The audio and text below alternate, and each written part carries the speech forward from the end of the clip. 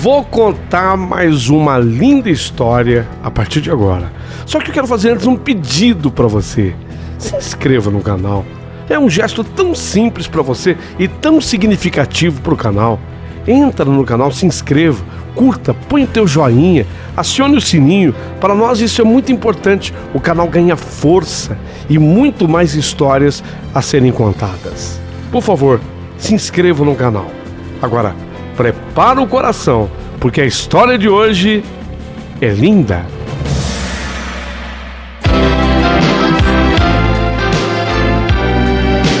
Rádio Emoção.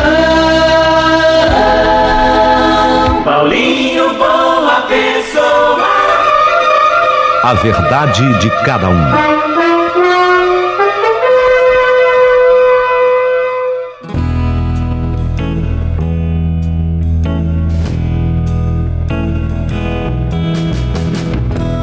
Meu querido amigo Paulinho Boa Pessoa, hoje eu te peço licença, porque eu vou narrar essa história de uma pessoa que me é muito íntima e vocês entenderão ao final da minha narração o porquê disso tudo.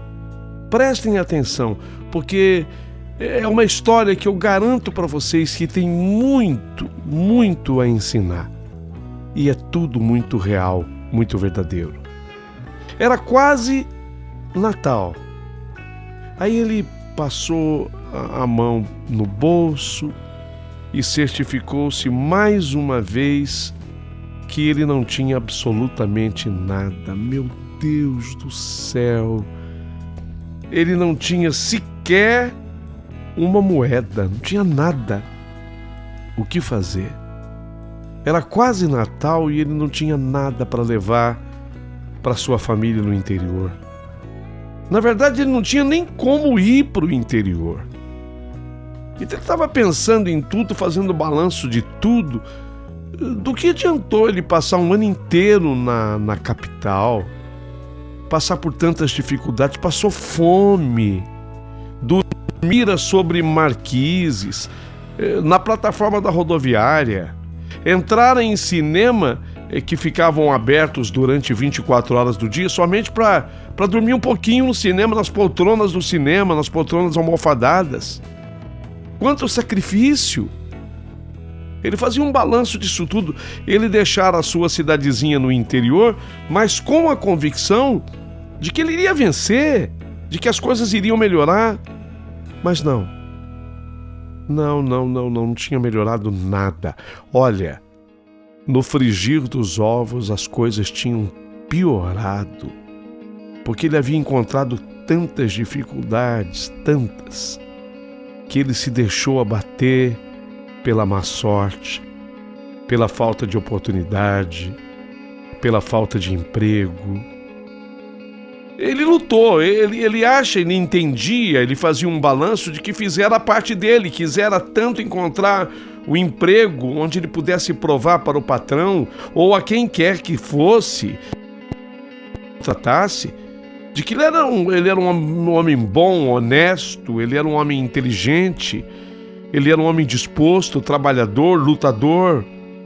Mas não deu, ele só tinha arrumado até ali bicos pequenos, trocados miúdos, suficientes apenas para matar a fome do dia a dia e para posar em alguma espelunca com cama suspeita, suja, até com inseto, percevejo, pulga e etc. Ah, não. Ele fazia um balanço, o ano tinha sido muito difícil. O ano tinha sido muito difícil, de muita dificuldade. E agora chegava de novo o Natal e ele se lembrava das promessas que ele havia feito. Ele havia prometido para a família dele que quando ele deixou lá o interior, ele voltaria no final do ano e proporcionaria às pessoas o Natal mais agradável de suas vidas, o mais farto. Ele voltaria e traria um presente para cada um. Oh, meu Deus do céu, tanta coisa ele prometera e não foi da boca para fora. Ele fez aquela promessa de verdade, ele fez do coração. Nas vezes em que ele ligava na casa do vizinho pedindo, porque naquele momento era tão difícil um telefone, não era como hoje. Naquele momento era tão difícil ter um telefone. Na casa dele não tinha telefone. Então ele ligava na casa do vizinho pedindo para o vizinho ir chamar. Por favor, dá para o senhor chamar a minha mãe? Fazendo um favor. Ele ligava, é evidente que num horário que propiciasse a isso, porque ele queria conversar um pouquinho com a mãe dele. E aí a mãe, sabe, tadinha, às vezes deixava panelas no fogo e vinha correndo para atender. E nessas ocasiões ele havia dito para a mãe dele que ele tinha arrumado um emprego, sabe? Ele dizia para a mamãe, eu arrumei o trabalho, arrumei o emprego, não tinha arrumado nada. Mas era para levar uma palavra de ânimo para a mãe, para que a mãe se animasse com ele. Mamãe, arrumei um emprego. As coisas estão melhorando, mãe. As coisas estão indo muito bem agora, viu? Estão bem encaminhadas. Depois, ele ficara sabendo que a sua mãe havia contado à sua tia do seu sucesso, né? Na capital. Nossa, ele tá bem lá, me ligou, me telefonou dando boas notícias. Arrumou emprego na capital, tá ganhando bem. Graças a Deus, está bem encaminhado. O pessoal da vizinhança ficava sabendo disso. O próprio vizinho que tinha o telefone, que emprestava o telefone, tinha certeza de que no final do ano até ele seria agraciado com alguma lembrança, algum presente. Tava todo mundo na cidade aguardando a chegada dele. Tava todo mundo esperando por ele, porque inclusive a tia dele tinha comentado com muitas pessoas que ele estava vivendo muito bem, tá muito bem na capital, tá muito bem. Alguém dissera que numa ida rápida à capital, vira alguém muito parecido com ele. Para mim era ele, estava dirigindo um carrão. Nossa, estava num carrão, que a coisa mais linda do mundo, era ele. Eu não vi direito, mas parecia que era ele. A cidadezinha estava empolvorosa, aguardando a volta dele. Ele saiu para vencer. Ele saiu para vencer. No entanto, meu Deus, aquele ano tinha sido tão difícil. Ele não conseguiu nada.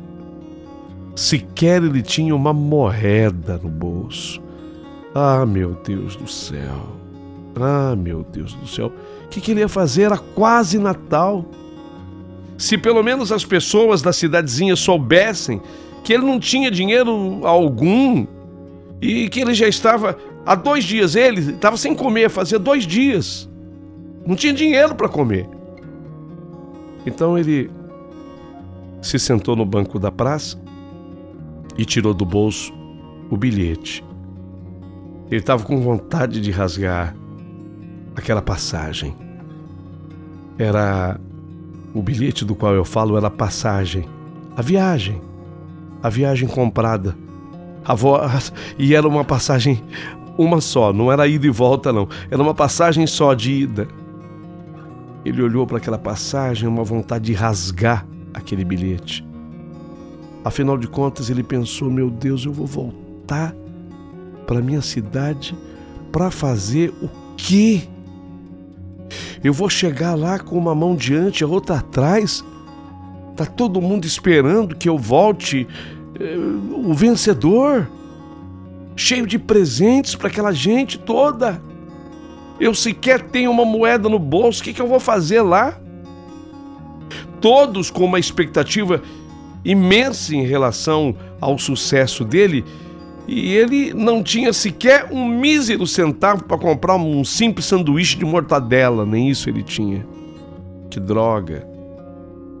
Chegou a dizer, ele não era muito de palavrão não, o máximo que saía, que merda de vida é essa? Era o máximo que ele falava. Que merda de vida é essa? Tivesse ele conseguido o emprego que tanto sonhara, que tanto procurara, ele poderia ao menos levar algumas lembranças para alguns conhecidos e bancar o almoço de Natal sei lá, pelo menos isso, né? Bancar um almoço de Natal, levar um presentinho pro vizinho que emprestava o telefone quando ele ligava e tão gentilmente ia chamar a mãe dele. Mas, meu Deus do céu, ele queria voltar, mas voltar melhor, sabe? Não que ele não quisesse fazer a viagem, ele queria fazer, mas ele queria chegar com uma camisa assim bonita, um par de sapatos novos, uma calça de marca. Quem sabe ele usaria uma gravata, ele achava tão chique. E as pessoas na capital, elas amavam usar gravata. Ele havia se apaixonado pela ideia. Queria ter, sabe, uma gravata bonita. Nossa, se fosse de seda então, uma gravata. Sim, ele sempre quisera ter uma gravata. Parecia que a gravata dava um ar grave às pessoas, dava uma superioridade. Ele, quando encontrava alguém engravatado na cidade, ele olhava para a pessoa e era difícil não chamá-la de doutor. Gozado isso, parece que a gravata, ela requer, antes do nome da pessoa, um codinome. Doutor. Puxa vida, como eu sonhava ter uma gravata, dizia ele para si próprio. Se pelo menos eu tivesse, sabe, a minha gravata, uma gravata, eu ia descer, apear do ônibus, como o pessoal fala lá no interior. Eu ia, ao apear do ônibus com a minha gravata, todos iam me ver de maneira diferente. E quem sabe alguém até pudesse me chamar: e aí, doutor? E aí, doutor? A gravata era um símbolo de sucesso. A gravata era um símbolo da bem-aventurança. O boato, a boca miúda se espalharia na cidadezinha e todos dariam um jeitinho de passar lá pela ruazinha onde a mãe dele morava. As pessoas iriam passar por lá e queriam, obviamente, iriam se certificar da vinda dele, da volta dele. E iriam admirá-lo. Nossa, como ele tá! Olha a gravata dele! Todo mundo iria admirá-lo. A todo momento passaria alguém para tomar um cafezinho lá na casa da mãe dele, ou com alguma outra desculpa qualquer, só para vê-lo. Nossa, fulano foi para a capital, voltou engravatado, que tá bonito, é um doutor. Não precisava nem ter o som de R. Ficava mais chique no interior quando alguém falava doutor do que doutor. É um doutor. Até durante o dia, ele tinha pensado, ele usaria a gravata na casa da sua mãe. Ah, não, ele não ia tirar a gravata por nada, ele pensava. Por nada. Eu ia ficar com a gravata o dia inteiro. Qualquer hora que alguém chegasse, poderia me ver, me olhar e me ver com a gravata. Doutor. Por causa da minha gravata, os parentes, os vizinhos, os conhecidos da rua iriam chamá-lo de doutor.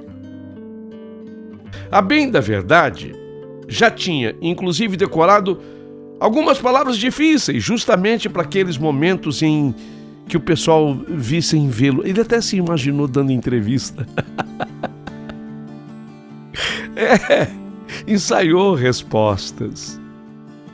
Já houvera estudado exaustivamente algumas poses, palavras engatilhadas. Treinara no espelho aquele ar de quem não liga nem um pouco para dinheiro. Ah, não, o dinheiro é coisa corriqueira. Dinheiro é uma consequência das boas oportunidades. O quê, hein? Chique?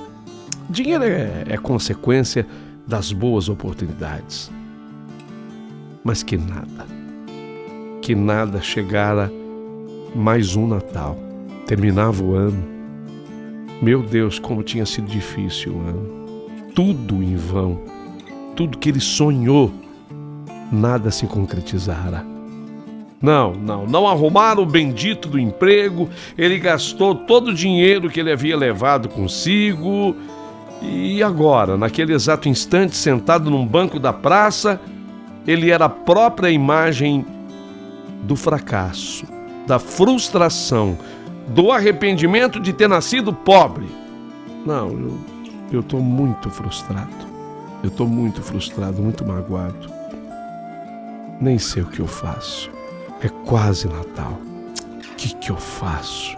Me dá uma luz. Eu preciso... Meu Deus, eu preciso de uma luz. Preciso de uma ideia. Ai, o que eu faço? Foi quando lhe veio a ideia. Veio! Foi quando lhe veio a ideia. Se alguém lhe perguntasse, não saberia dizer de onde a ideia veio, mas que ela veio, ela veio. Ela veio como essas pessoas chegam de surpresa na vida da gente. Como aquelas notícias que nós não esperamos, sabe? Como um tropeço que a gente dá no meio-fio. Como uma pedra que a gente chuta e não viu no meio da rua. A ideia veio. A ideia veio. E a ideia parece ter surgido do nada. A ideia veio do nada.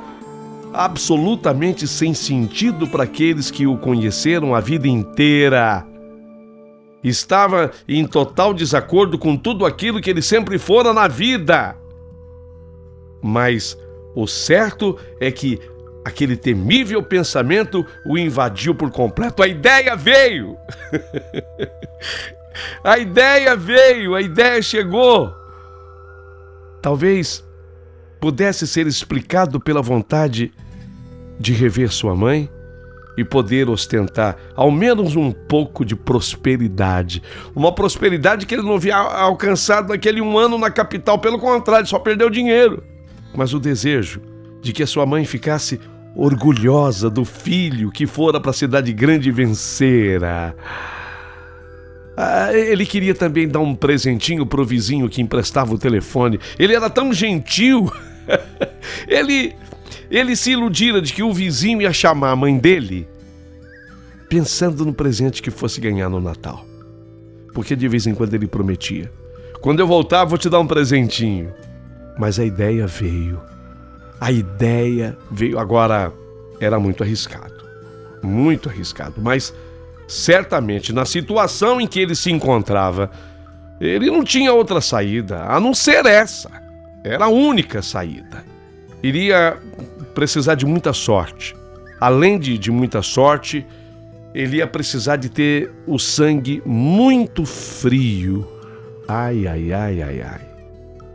Ele precisaria de sorte, sangue frio, para colocar aquele plano em ação, em execução. Mas dando certo, agora vamos pensar no lado bom, dando certo uma grana legal, ia entrar um dinheiro legal, ia dar para passar o Natal.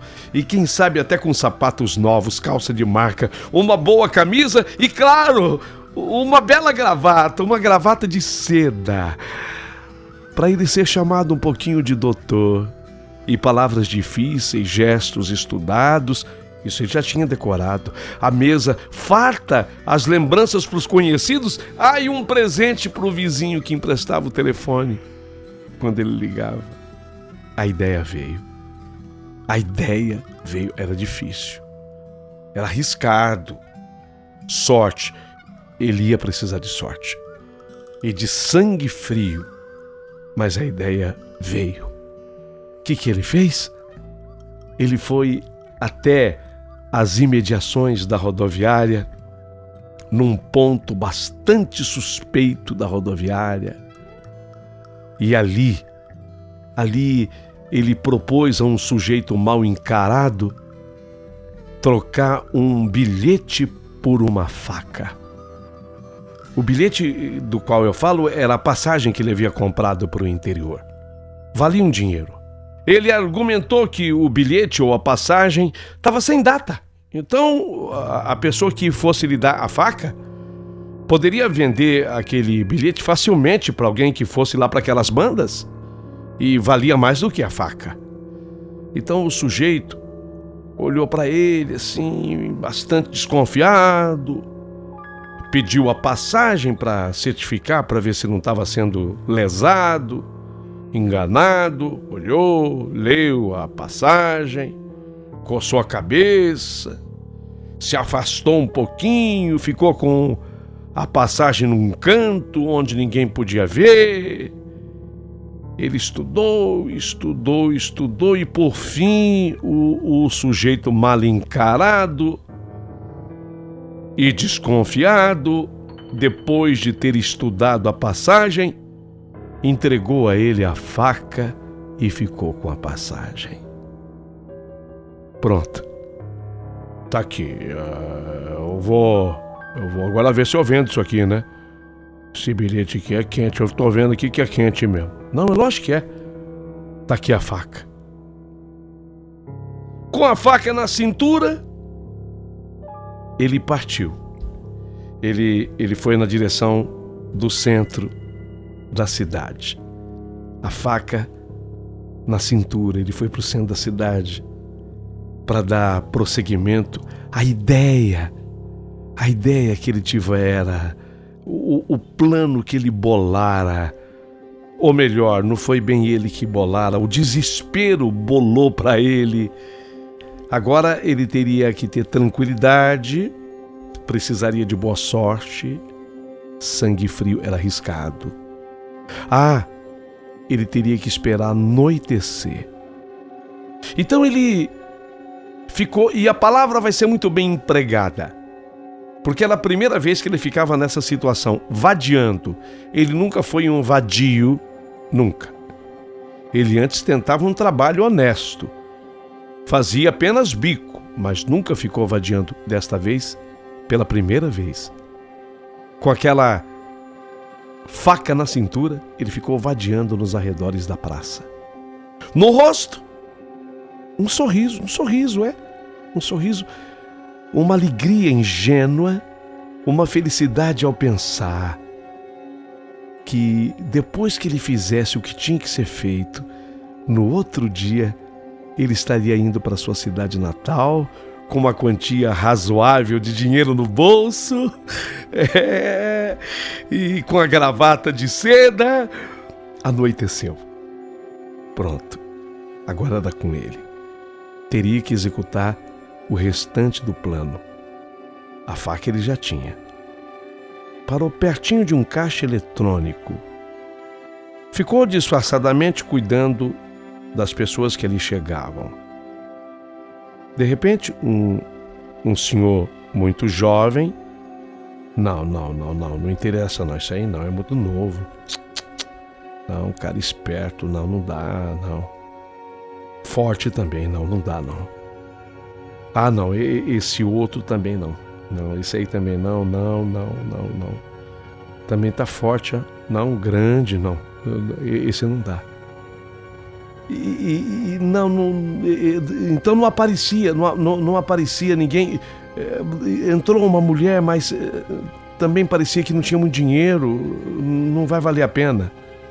Não, quem sabe outra mulher, essa não. Essa me parece que está numa situação tão delicada quanto a minha. Eu vou esperar, vai ter que chegar uma mulher. Não, mulher vai ser melhor.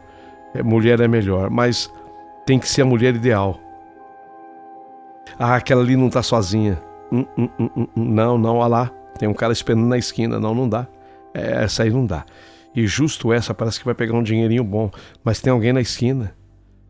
Então era melhor dar uma volta, porque o cara que ficou na esquina com aquela mulher parece que desconfiou dele, olhou bastante para ele. O cara cheirou alguma coisa no ar. Não, vou ter que circular. Aí ele saiu dali, deu uma circulada, andou um pouco. Depois de uma meia hora, mais do que isso, uns 40 minutos, ele decidiu voltar às proximidades do caixa eletrônico. Estava de novo no local, o plano na cabeça. E vocês já sabem qual era o plano. Era realizar um assalto, um só. Um assalto só. Ia resolver, porque ele ia pegar uma quantia boa de dinheiro, ele ia poder viajar com aquela roupa que ele havia sonhado e com a gravata de seda. Era um só, depois ele não queria mais, nunca mais. Ainda havia gente na rua quando ele voltou. Mas ela precisa fazer algo urgente, porque ele já estava chateado, quase nervoso com a falta de sorte, que ele precisava de sorte, sangue frio. Era arriscado, precisava de sorte e sangue frio. Até para assaltar, ele falou: caramba, eu não sirvo nem para isso. Não é possível, eu não sirvo nem para isso, eu não tenho sorte nem para isso, porque eu estou avaliando as pessoas que se aproximam do caixa eletrônico. Nenhuma se enquadra no perfil, porque eu preciso de um perfil de uma pessoa boa para eu assaltar. 2 brutamontes chegaram, eu não vou pegar brutamonte. Chegou a mulher, mas uma era mais dura que eu, e a outra, eu vi um sujeito que ficou na esquina, esperando por ela. Aquele cara até desconfiou de mim, não é possível. Ele já ia maldizer o seu destino, aí ele viu o que ele não esperava ver. Moleza, moleza, moleza. Um velhinho de bengala.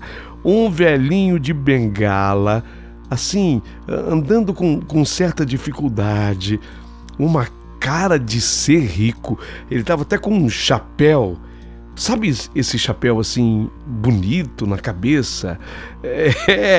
Um chapéu lindo mesmo. O senhor estava com um blazer, me parecia... Ah, e gravata borboleta, mais chique ainda. Esse é o cara que se enquadra no meu perfil. Velhinho, de bengala, chapeuzinho na cabeça, cara de rico, gravata borboleta, deve ser doutor. Deixa de sacar. O velhinho entrou no caixa eletrônico, fez o seu saque, e ele ficou pensando: o velhinho tem ar de gente fina, não, grande, eu já aprendi isso. Grande, fino, quer dizer, é muito fino, entendeu? Ai, olha, ele tem dificuldade até para andar. Esperou o velhinho sair do caixa eletrônico. Ele vinha com a bengala. Então, como quem não quer nada, como quem anda distraidamente, ele se emparelhou ao lado daquele velhinho e em voz baixa, ele não queria fazer escândalo. Não. Ele chegou segurando assim no cabo da faca e ele anunciou com voz assim baixa: meu senhor. Ele escolheu um método de ser educado enquanto assaltante. O velhinho era gente fina demais. Me parecia ser um sujeito gran fino. Então ele chegou assim, pegou no cabo da faca e fez a advertência, porque aquele senhor seria assaltado. Então ele escolheu um bom tom de voz: meu senhor, por favor, não reaja. Eu tô com uma arma. Se o senhor reagir, eu sou obrigado a usá-la. O senhor, por favor, o senhor vai pegar todo o dinheiro que está aí no seu bolso, que o senhor pegou agora do caixa eletrônico. Isso. O senhor vai pegar todo o dinheiro que está aí e passar para mim. Só que é um assalto. Eu tô armado. Por favor, o senhor vai passar todo o dinheiro que o senhor tem aí para mim agora. Por favor, não demore. Por favor, não demore. O senhor pode morrer. Eu tô armado. O senhor tá entendendo? Eu tô armado. O senhor vai me dar o dinheiro que o senhor pegou lá no caixa eletrônico. O senhor não entendeu o que eu tô falando? O velhinho parecia não entender, tinha problema de surdez. Como? Não entendi. O senhor entendeu sim o que eu tô falando. Eu tô sendo claro com o senhor. Morrer? O senhor me passa o dinheiro. Eu tô armado. Por favor. O senhor me passa o dinheiro. É assalto. Sim, é. Assalto. O senhor entendeu? O velhinho finalmente entendeu. Ufa! Foi passando para as mãos dele o dinheiro que ele havia acabado de sacar. Aquela quantia era boa. Ele viu que o senhor, o velhinho, tinha sacado um dinheiro bom. Passou para ele uns bolinhos em notas de 100 reais. Ele fazia tempo que ele não via tanto dinheiro assim. E o velhinho foi entregando para ele o dinheiro. E enquanto o velhinho foi entregando o dinheiro, ele foi abrindo um sorriso. Ele foi pensando na calça bonita, na camisa bonita e na gravata de seda que ele ia poder comprar. E o velhinho foi entregando o dinheiro. E ele foi pensando nas coisas que ele não podia nunca esquecer de comprar. O presente da mãe, o presente das tias. E o presente também para o vizinho, que ia chamar a mãe dele quando ele telefonava. O velhinho entregou tudo. E ele foi guardando o dinheiro. Mas eis que, quando ele guardou o dinheiro, ele quis agradecer o velhinho, porque ele não era um mau sujeito. Não, ele nunca foi. Ele nunca foi um mau sujeito. Ele não tinha intenção de assustar ninguém. Então ele foi colocar as mãos no velhinho, mas para agradecer. Nenhum ladrão faz isso. Nenhum assaltante nunca fez isso. Ele queria dar um abraço no velhinho. Mas, gente, eu pergunto, qual é o assaltante que abraça o assaltado? Não. Ele queria abraçar o velhinho. E no que ele fez assim, que ele ia abraçar o velhinho, ele puxou junto a faca, sabe? Ele foi abraçar o velhinho com a faca na mão. Ele foi dar um abraço no velhinho, mas segurando a faca.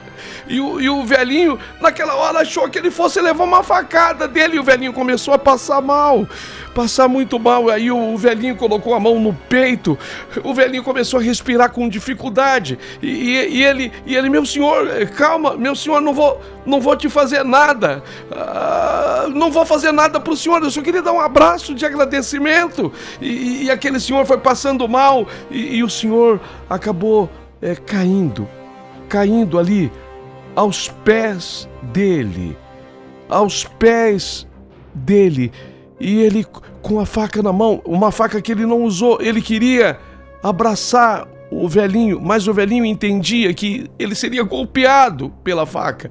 E ele passou mal e teve uma síncope. O velhinho teve um ataque do coração.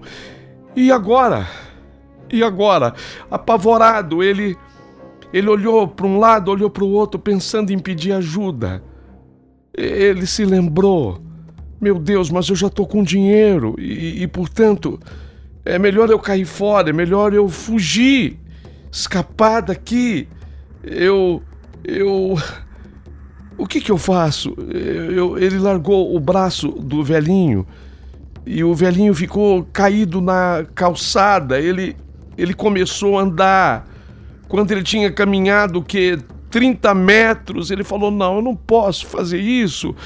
Ele resolveu olhar para trás e ver o que estava acontecendo. E quando ele olhou para trás para ver o que estava acontecendo, o velhinho já não estava mais caído na calçada como ele deixara. O velhinho tinha se sentado na calçada e o velhinho havia sacado um revólver. O velhinho estava armado. Sacou um revólver e ele não acreditou. Ele só tinha dado 30 metros. Ele até ficou feliz quando ele viu o velhinho sentado, porque o velhinho estava se recuperando da síncope, do ataque do coração. Não, ele não tinha sacado ainda que o velhinho estava fingindo. Ele voltou. Que bom! Que bom! Mas o senhor, o velhinho, estava com a arma já em punho. E quando ele veio, que bom, ainda com a faca na mão, o velhinho simplesmente voltou a arma contra ele, dirigiu a arma na direção dele e deu 3 tiros. 3. Simultaneamente viu pequenos clarões coloridos brotando do cano da arma do senhor vindo na sua direção. O impacto dos tiros jogou-o levemente para frente, para trás, para frente, para trás, de forma que ele caiu. Enquanto que ele sentia uma sensação de espeto em brasa que parecia atravessar o seu corpo, ele ainda pensou em sair correndo. Mas quando ele pensou em sair correndo, as pernas já não o obedeceram. Aturdido, ainda ele conseguiu trocar alguns passos trôpegos. Caiu de novo, se levantou e caiu. Um gosto de sangue tomou conta da sua boca. Sua respiração foi ficando pesada, cada vez mais pesada. Inspirar, expirar era um grande sacrifício. Inspirar, expirar era um grande sacrifício. Ele ainda conseguiu olhar para o próprio peito, o peito esburacado pelas balas e o sangue que jorrava pelos buracos caprichosamente. Aquele sangue parecia desenhar uma gravata. O sangue parecia desenhar uma gravata. A gravata que ele tanto desejara que estivesse estampada para quem quisesse vê-lo e admirá-lo, feita de um vermelho vivo. A gravata, conforme ele havia sonhado, era de seda e vermelha. Era igual àquela. A gravata era feita de um vermelho vivo. Foi lentamente sendo cercado por curiosos. Com muita dificuldade, ele escutava os comentários que algumas pessoas emitiam. Já foi tarde, é ladrão! Ladrão! É ladrão, já foi tarde! Isso aí já era, cara. Já era. Bem feito. Teve uma senhora que se aproximou e ele achou até que estivesse ouvindo a voz da sua mãe. Quando a mulher falou, coitado, ele parece tão moço ainda. Quando a mulher falou assim, um outro gritou, que coitado, que? Bem feito! Esse aí nunca mais rouba ninguém. Alguém se lembrou de chamar a ambulância. Ele mesmo teve a terrível certeza de que era tarde demais. Tudo foi ficando longe, muito longe. Um sono foi tomando conta do seu corpo e parecia que uma névoa fina ia se apossando de tudo. Com muito esforço, ele quis mais uma vez ver a sua gravata. Ela crescera de tamanho assombrosamente e ia se espraiando vagarosamente pela calçada e tomando conta em direção ao meio-fio. Acabava ali a sua viagem. Num último momento, ele ainda conseguiu abrir um meio sorriso e deve ter tido uma visão, porque as últimas palavras ditas por ele foi: por favor, vizinho, chama minha mãe. Passou-se um tempo, todo mundo achou que ele já tivesse morrido, mas aí ele voltou a falar como se estivesse sendo atendido pela mãe. Mãe, eu tô ligando para dizer que eu não vou, mas foi melhor assim. Feliz Natal para a senhora. E fala pro vizinho que um dia ainda vou levar um presente para ele. Essa história aconteceu. Ela é real. Eu sou o vizinho. O rapaz em questão chamava-se Milton. Era ele que sempre ligava para a mãe dele aqui na minha casa e eu atendia o telefone e ia chamar a mãe dele. Eu sou o vizinho. Ele sempre me prometia um presente. Foi exatamente assim que aconteceu com ele. Ele jamais havia assaltado ninguém.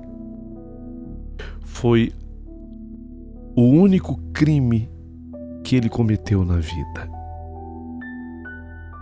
com essa intenção. Mas de onde você tem essa certeza, Milton?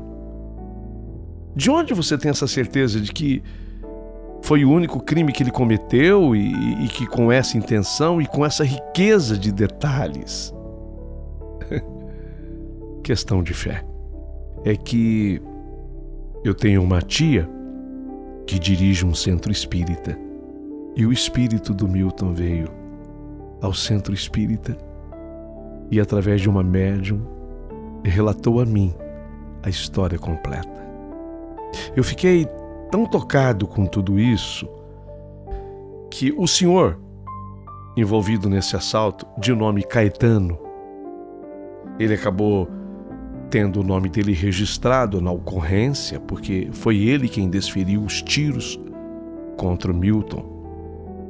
Eu fui conversar com ele, de tão tocado que eu fiquei nessa história. Aliás, eu também sou formado advogado, prestei concurso e fui aprovado como delegado de polícia. Tive ainda a sorte e o privilégio de me encontrar com o senhor Caetano, mesmo 6 anos depois dos fatos. Seu Caetano, quando da ocorrência, tinha 75 anos. 75 anos, quando ele desferiu os tiros contra o Milton. E eu, portanto, o encontrei, ele tinha 81 anos. E eu já tinha sido, inclusive, aprovado como delegado. Então foi na condição até de delegado que eu fui conversar com ele, não, obviamente, que investigando, mas fui ter uma conversa com ele para ligar os fatos de tudo que eu tinha escutado no centro espírita. E o seu Caetano me relatou que foi exatamente assim que aconteceu. Obviamente que ele não sabia. Em nenhum momento, imagine, que ele ia ser abraçado pelo assaltante. Ele até achava que, na hora que ele veio envolvê-lo no abraço, seria para desferir-lhe um golpe de facas. Ele também acreditava que seria agredido, mas não foi. Não foi. Uma vez que ele já estava absolvido da ocorrência, porque agira em legítima defesa, ele era vítima. O seu Caetano era vítima. Ele já tinha sido absolvido por tudo, né? Pela questão da idade, por ele ter sido a vítima realmente nesse assalto, por tudo isso. Ele acabou relatando de que de fato não foi mesmo agredido pelo Milton. E que ele estranhou muito quando o Milton já tinha ido embora. Quando ele fingiu ter tido a síncope, ele fingiu isso, foi uma defesa dele. Ele fingiu que ele estava tendo o ataque do coração. Ele caiu na calçada e o Milton ficou apavorado. Queria que ele revivesse ali na hora, e aí ele também não entendeu, porque ele acabou sendo deixado na calçada, mas o Milton saiu andando. Só que o Milton andou coisa de uns 30 metros, isso relatado também pelo seu Caetano. Aí quando o Milton viu que ele estava sentado na calçada, o Milton começou a voltar. Mas nunca que ele poderia imaginar que estava voltando porque o Milton queria vibrar com a recuperação dele. Uma recuperação que na verdade nem estava acontecendo, porque ele havia fingido. Só que ele andava armado, o senhor andava armado. E quando ele viu o Milton voltando, ele achava que o Milton estava voltando para fazer o que não tinha feito. Golpeá-lo de novo com a faca. Foi quando ele desferiu os tiros contra o peito do Milton. 3 tiros. 3 tiros que tiraram o Milton dessa vida. Mas como ele próprio dissera, no momento em que ele estava nos seus últimos momentos, ele falou comigo. O mais impressionante foi isso, porque testemunhas que estavam lá no dia do acontecimento, que aliás eu também ouvi a senhora que estava presente, ouvi um senhor que trabalhava num posto de gasolina, que era frentista do posto de gasolina. Foi ele que relatou essas últimas palavras ditas pelo Milton. Vizinho, por favor, chame a minha mãe. Era comigo que ele estava falando. E eu fui no pensamento dele, na cabeça dele, eu fui de fato no episódio, na história, chamar a mãe dele. E ele disse para a mãe que foi melhor assim. E eu acredito que tenha sido melhor assim. Essa era a história que eu tinha para contar. Uma história acontecida comigo, que me envolveu e que eu faço questão de descrever hoje para vocês. Se você gostou da minha história, por favor, curta, emita aí o seu positivo, o seu joinha, aproveita e se inscreva também no canal do Paulinho Boa Pessoa. E se não for pedir muito, peço a você também que se inscreva no canal do Paulinho Boa Pessoa.